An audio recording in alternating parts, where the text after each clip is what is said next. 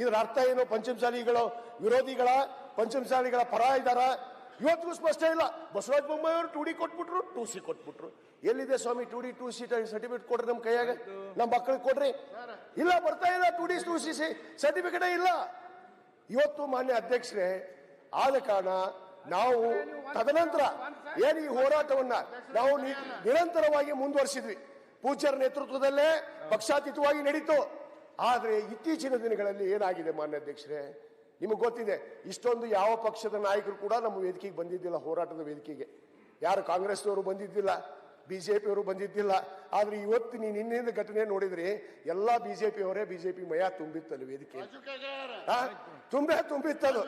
ಏನು ಯಾಕೆ ತುಂಬಿತ್ತು? ಇದನ್ನ ರಾಜಕೀಯವಾಗಿ ಒಂದು ಮುಖ್ಯಮಂತ್ರಿಗಳನ್ನ ವಿರೋಧಿ ಸರ್ಕಾರ ಅಂತೇಳಿ ಇವತ್ತೇನು ಇವ್ರು ಘೋಷಣೆ ಮಾಡ್ತಾ ಇದಾರಲ್ಲ, ಲಿಂಗಾಯತರ ವಿರೋಧಿ ಸರ್ಕಾರನ, ಲಿಂಗಾಯತರ ವಿರೋಧ ಸರ್ಕಾರಿನ, ಲಿಂಗಾಯತರ ವಿರೋಧ ಸರ್ಕಾರ ಅಂತ ಹೇಳಿ ಇವ್ರು ಏನು ಸುಮ್ಮನೆ ಪಾಪ ನಮ್ಮ ಬಸವಜಯ ಮೃತ್ಯುಂಜಯ ಪೂಜ್ಯರನ್ನ ಇವತ್ತು ದಾರಿ ತಪ್ಪಿಸುವಂತ ಕೆಲಸ ಮಾಡಿದ್ದಾರೆ. ಕೆಲವಷ್ಟು ನಾಯಕರು ತಮ್ಮ ಪಟ್ಟಬದ್ಧ ಹಿತಾಸಕ್ತಿಗೆ ಸಮಾಜವನ್ನ ಬೇರೆ ಕಡೆಗೆ ಒಯ್ಯುವಂತ ಯತ್ನ ನಡೆದಿದೆ. ಇದು ನಮ್ಮ ಸಮಾಜದಲ್ಲಿ ಸಾಧ್ಯ ಇಲ್ಲ ಅನ್ನೋ ಮಾತನ್ನು ಬಹಳ ಸ್ಪಷ್ಟವಾಗಿ ಈ ಸಂದರ್ಭದಲ್ಲಿ ನಾನು ಹೇಳಕ್ಕೆ ಇಚ್ಛೆ ಪಡ್ತೀನಿ. ಬಂದು ಮಾನ್ಯ ಅಧ್ಯಕ್ಷರೇ, ಇವತ್ತು ನಮಗೆ ಸರ್ವೋಚ್ಚ ನ್ಯಾಯಾಲಯದಲ್ಲಿ ತಡೆಯಾಜ್ಞೆ ಇದೆ. ನಾವು ಮಾನ್ಯ ಮುಖ್ಯಮಂತ್ರಿಗಳು 3 ಬಾರಿ ನಮಗೆ ಸಮಯವನ್ನು ಕೊಟ್ಟರು. 3 ಬಾರಿ ಚರ್ಚೆಯನ್ನು ಮಾಡಿದ್ವಿ. ಇದೇ ಸುವರ್ಣಸೌಧದಲ್ಲಿ ಚರ್ಚೆ ಆಯ್ತು, ಬೆಂಗಳೂರು ಅವರ ಗೃಹ ಕಚೇರಿಯಲ್ಲಿ ಚರ್ಚೆ ಆಯ್ತು. ಅಲ್ಲಿ ಬಹಳ ಸ್ಪಷ್ಟವಾಗಿ ಹೇಳಿದ್ದಾರೆ, ಹಿಂದುಳಿದ ವರ್ಗದ ಆಯೋಗದ ಪೂರ್ವ ಪ್ರಮಾಣ ವರದಿ ಬರೋವರೆಗೂ ಸರ್ಕಾರ ಮೀಸಲಾತಿಯನ್ನ ಮಾಡುವಂತ ಹಕ್ಕೇ ಇಲ್ಲ, ಅಧಿಕಾರವೇ ಇಲ್ಲ. ಅಲ್ಲಿ ಯಾರೋ ಒಬ್ರು ವಕೀಲರು ಕರ್ಕೊಂಡ್ಬಂದು ಹೇಳ್ತಾರೆ, ಇವರು ಮುಖ್ಯಮಂತ್ರಿಗಳ ಪರಮಾಧಿಕಾರವನ್ನು ಉಪಯೋಗ ಮಾಡಬೇಕು. ಎಲ್ಲೈತಿ ಮುಖ್ಯಮಂತ್ರಿಗಳಿಗೆ ಪರಮಾಧಿಕಾರ? ಯಾಕೆ ಮುಖ್ಯಮಂತ್ರಿಗಳು ಸನ್ಮಾನ್ಯ ಯಡಿಯೂರಪ್ಪನವರು ಸದನದಲ್ಲಿ ಮಾತು ಕೊಟ್ಟರು, ಮೀಸಲಾತಿ ಕೊಡ್ತೀನಿ ಅಂತ ಹೇಳಿ.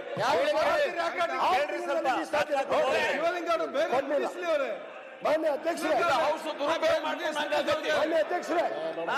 ಯಾರು ಮಾನ್ಯ ಅಧ್ಯಕ್ಷರೇ, ಇವರು ಯಡಿಯೂರಪ್ಪನವರು ಸದನದಲ್ಲಿ ಮಾತು ಕೊಟ್ಟರು, ಬಸವರಾಜ ಬೊಮ್ಮಾಯಿ ಅವರು ತಾಯಿ ಮೇಲೆ ಹಾನಿ ಮಾಡಿದ್ರು. ಇವತ್ತು ಮೀಸಲಾತಿ ಸಿಗುವಂತ ಇದು ಆಗ್ಲಿಲ್ಲ. ಇವತ್ತುವರೆಗೂ ಕೂಡ ಹಿಂದುಳಿದ ವರ್ಗದ ಆಯೋಗದ ಇನ್ನೂ 12 ಜಿಲ್ಲೆ ಸರ್ವೆ ಆಗಬೇಕು, ವರದಿ ಬರಬೇಕು. ಸರ್ಕಾರ ತೀರ್ಮಾನ ಮಾಡುತ್ತೆ. ಸರ್ಕಾರ ಮುಂದೆ ಬರುವಂತ ಪ್ರಶ್ನೆಯೇ ಇಲ್ಲ. ಸರ್ವೋಚ್ಚ ಇನ್ನೂ ಕೂಡ ತಡೆಯಾಜ್ಞೆ ಇದೆ, ಇನ್ನೂ ಕೂಡ ತಡೆಯಾಜ್ಞೆ ಇದೆ. ಆದ ಕಾರಣ ನಾನು ತಮ್ಮಲ್ಲಿ ವಿನಂತಿ ಮಾಡ್ಕೋತೀನಿ ಮತ್ತು ಸರ್ಕಾರಕ್ಕೆ ವಿನಂತಿ ಮಾಡ್ಕೋತೀನಿ, ಮಾನ್ಯ ಮುಖ್ಯಮಂತ್ರಿಗಳಿಗೆ ತಮ್ಮ ಮುಖಾಂತರ ವಿನಂತಿ ಮಾಡ್ಕೊಳ್ಳೋದಿಷ್ಟೇ, ಏನು ಅಪೂರ್ಣವಾದಂತ ವರದಿ ಇದೆ, ಆ ವರದಿ ಪೂರ್ಣ ಪ್ರಮಾಣಕ್ಕೆ ತರಬೇಕು. ಪೂರ್ಣ ಪ್ರಮಾಣ ವರದಿ ತಗೊಂಡ್ರೆ ಸರ್ಕಾರ. ಮಾನ್ಯ ಅಧ್ಯಕ್ಷರೇ, ನಾನು ಹೇಳೋದಿದೆ, ಯಾಕೆ ನಾನು ಪೂರ್ಣ ಪ್ರಮಾಣದ ವರದಿ ಬರಬೇಕಲ್ಲ. ಇವತ್ತು ಅಧ್ಯಕ್ಷರೇ, ಮಾನ್ಯ ಅಧ್ಯಕ್ಷರೇ, ಪೂರ್ಣ ಪ್ರಮಾಣದ ವರದಿಯನ್ನು ತೆಗೆದುಕೊಂಡು ಮಾನ್ಯ ಮುಖ್ಯಮಂತ್ರಿಗಳು ಒಂದು 6 ತಿಂಗಳಲ್ಲಿ ಮಾಡಬೇಕು. ಮತ್ತೇನು ಮಾಡಿದ್ವಿ? ಮಾನ್ಯ ಮುಖ್ಯಮಂತ್ರಿಗಳು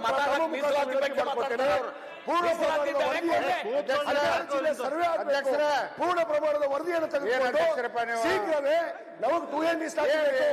ನಾನು ಸದನದಲ್ಲಿ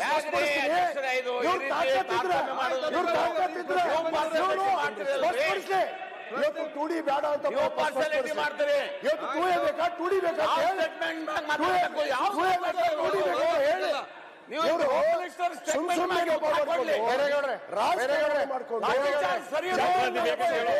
ಜನರಿಗೆ ಹಾದಿ ತಪ್ಪಿಸುವಂತ ಕೆಲಸ, ಜನರಿಗೆ ಹೊಡಿಸುವಂತ ಕೆಲಸ, ಪಾಪ ರೈತರ ಮೇಲೆ ಅಂತ ಕರುಣೆ ತೋರ್ತಾರ.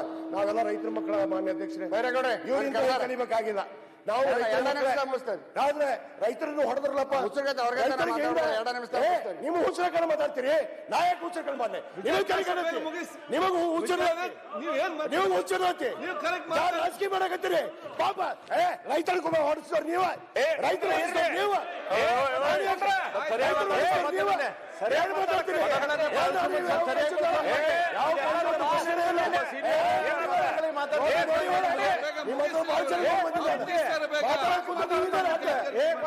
ಏನ್ ನೋಡ್ತೀರಿ ಇಲ್ಲಿ ನೀ ಏನ್ ನೋಡ್ತಿ? ಸರ್ವೋಚ್ಚ ನ್ಯಾಯಾಲಯದಲ್ಲಿ ತಡೆ ಹಿಂಬಲ ಕೊಡ್ತೀರಿ ಸರ್ಕಾರದಿಂದ ಮತ್ತೆ ಮೀಸಲಾತಿ ಕೊಡ್ತೀರಿ ಅಂತ ತಡಗ ಮಾಡ್ತೀರಿ. ಇಲ್ಲಿ ಬಂದು ರಾಜಕೀಯದ ಪ್ರಯೋಜಕ ನಿಮ್ಮ RSS ಬಂದು ನೀವು ತಗೊಂಡು ಕಲ್ಲು ಹೊಡಿಸ್ತೀರಿ ಪೊಲೀಸರಿಗೆ. ಅಲ್ಲಿ ಹೊಡೆದಿದ್ದ RSS ಅವರು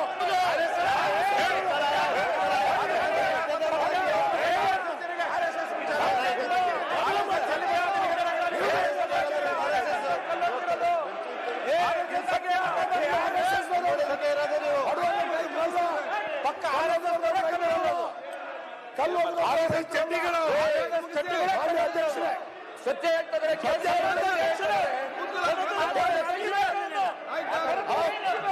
ಅಲ್ಲ ಮಾನ್ಯ ಅಧ್ಯಕ್ಷ ಮನೆ ಬಂದಂತೆ ಮಾತಾಡಕ್ಕೆ ಅವಕಾಶ ಕೊಡ್ತೀರಾ?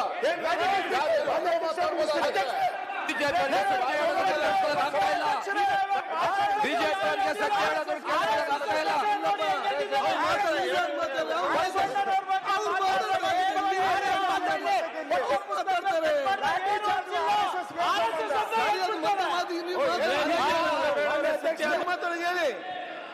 ಮಾನ್ಯ ಅಧ್ಯಕ್ಷರೇ, ಮಾನ್ಯ ಸಭಾಧ್ಯಕ್ಷರೇ, ಲಿಂಗಾಯತರ ಮೇಲೆ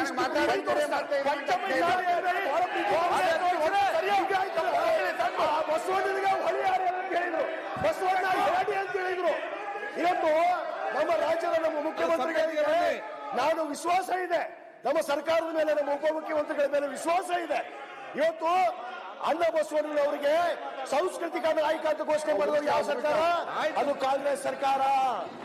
ಬಸವಣ್ಣವರ ಭಾವಚಿತ್ರವನ್ನು ಹಾಕಿದವರು ಯಾರು? ಅದು ಕಾಂಗ್ರೆಸ್ ಸರ್ಕಾರ. ಬಸವ ಜಯಂತಿ ದಿವಸ ಪ್ರಮಾಣ ವಚನ ಸ್ವೀಕಾರ ಮಾಡಿದ ಮುಖ್ಯಮಂತ್ರಿ ಯಾರು? ಅದು ಸಿದ್ದರಾಮಯ್ಯ.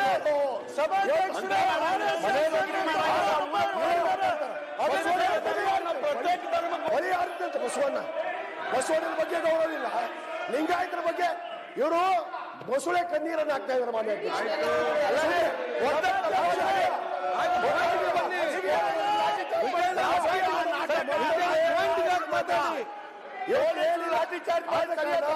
ಮಾನ್ಯ ಅಧ್ಯಕ್ಷ,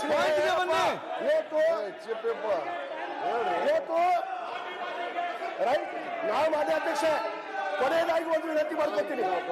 ಕೊನೆಯದಾಗಿ ಲಾಠಿ ಭಾಗ್ಯ ಕೊಟ್ಟ ಸರ್ಕಾರಕ್ಕೆ, ರೈತರ ನಾನು ಸರ್ಕಾರಕ್ಕೆ ಸರ್ಕಾರಕ್ಕೆ ಮಾನ್ಯ ಸರ್ಕಾರಕ್ಕೆ ವಿನಂತಿ ಮಾಡ್ಕೊತೀನಿ. ಲಾಠಿ ಭಾಗ್ಯ ಕೊಟ್ಟ ಸರ್ಕಾರಕ್ಕೆ ಹಾಕಿರುವಂತ ಕೇಸು ಹಿಂಪಡಿಬೇಕು,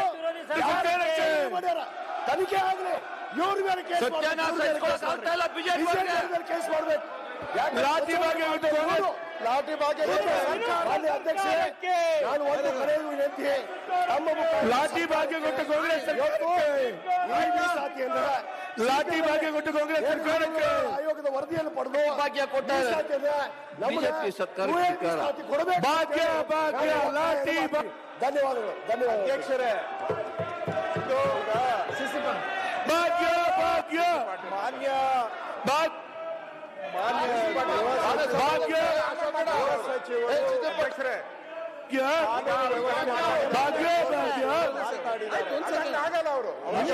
ಮಿನಿಸ್ಟರ್ ಮಾತಾಡ್ತಾರೆ. ಈಗ ಮಾನ್ಯ ಪಾಟೀಲ್ ಕೊಡಿ. ವಿಧಾನಸಭೆ ನಾಡಿನ ತಿಳಿಯಬೇಕು. ಮಾನ್ಯ ಸಭಾಧ್ಯಕ್ಷ, ಹೋರಾಟ ಮಾಡ್ತಾ ಇದ್ದಾರೆ. ಹೋರಾಟದ ಬಗ್ಗೆ ಇದೆ. ಹೋರಾಟ ಮಾಡಿ ಎಲ್ಲರಿಗೂ ಹಕ್ಕಿದೆ. ಯಾವುದೇ ಸಮಾಜದವರಾಗಲಿ ಅವರ ಹೋರಾಟ ಮಾಡುವ ಹಕ್ಕು ಪ್ರತಿಯೊಬ್ಬರಿಗೂ ಇದೆ. ಪ್ರತಿಯೊಬ್ಬರ ಹೋರಾಟದ ಬಗ್ಗೆ ನಮಗೆ ಗೌರವ ಇದೆ. ಆದ್ರೆ ಕಾನೂನಾತ್ಮಕವಾಗಿ ಹೋರಾಟ ಆಗ್ಬೇಕು ಅನ್ನೋದು ಅಷ್ಟೇ ನಾವು ಅವರಲ್ಲಿ ಮಾಡ್ತಕ್ಕಂತಹ ಮನವಿ. ಕೂಡ ಹೇಳ್ತಾರೆ ಹೋರಾಟ ಮಾಡಿ ಅಂತ. ಈಗ ಮಾಡ್ತಾ ಇರೋದು ಯಾವ ವಿಷಯ?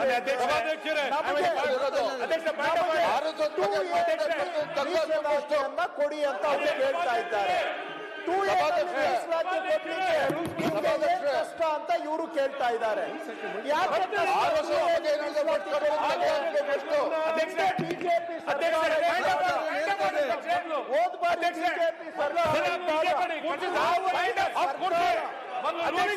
ಕರ್ನಾಟಕದ ಹೈಕೋರ್ಟ್ನಲ್ಲಿ ಒಂದು ಅಫಿಡವಿಟ್ ಅನ್ನ ಹಾಕಿದೆ. ಏನಂತ affidavit ಆಗಿದೆ ಅನ್ನೋದು ಅವರಿಗೂ ತಿಳಿಬೇಕು, ನಾಡಿನ ಜನತೆಗೂ ತಿಳಿಬೇಕು. ಅಧ್ಯಕ್ಷ, ಅಫಿಡವಿಟ್ ಹಾಕಿದ್ದಾರೆ ಅಂದ್ರೆ sir point of on the subject matter of writ petition in this regard should not alter the percentage of reservation as is provided to category 2A or will not alter the composition of communities. These are recognition of deletion. ಇದೇ government ನವರು high court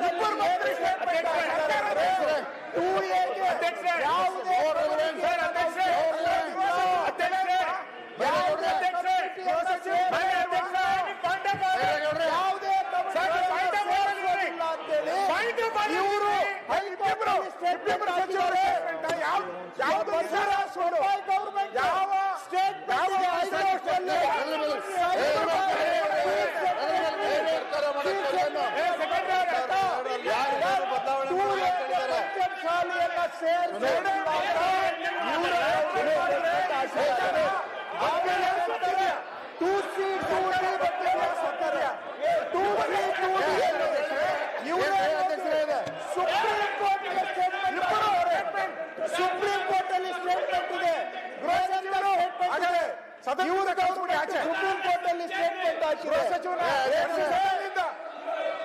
supreme court ಅಲ್ಲಿ statement ಹಾಕಿದೆ. We further record the following statements made by the